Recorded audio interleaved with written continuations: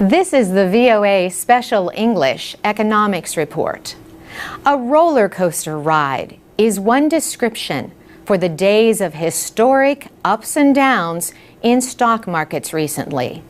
If you want to use a more technical term, the markets have experienced volatility in a big way.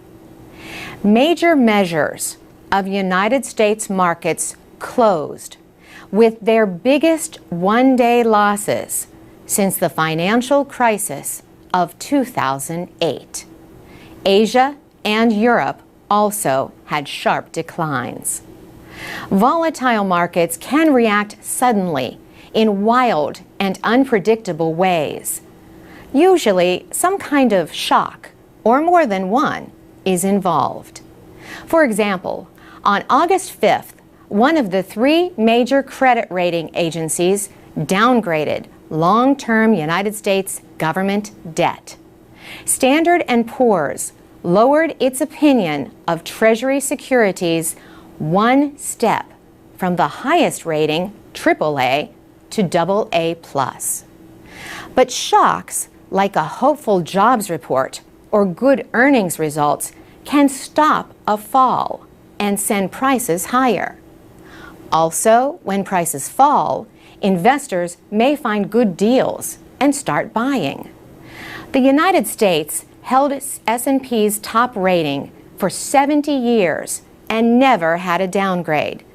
But many investors were expecting that to happen even after the budget deal in Washington.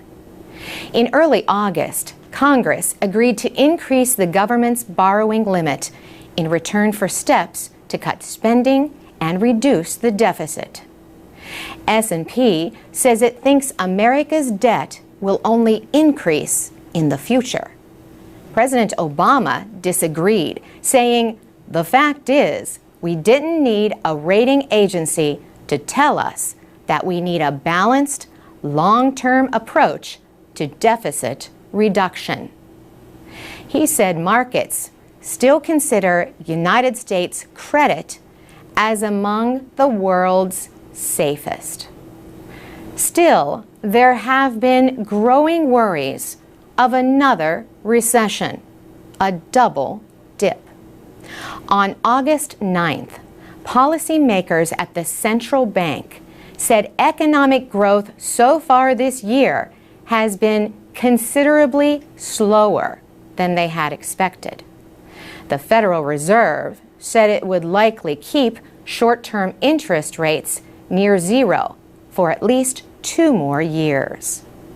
Borrowing costs for the United States remain very low, but debt worries in 2 of Europe's biggest economies have increased costs for their governments in recent weeks. On August 8th, the European Central Bank began buying debt securities from Spain and Italy. These efforts helped push down interest rates for those countries. But Europe must still deal with the rescues of Greece, Ireland, and Portugal. For VOA Special English, I'm Carolyn Presutti. For more business news and to learn American English, go to voaspecialenglish.com.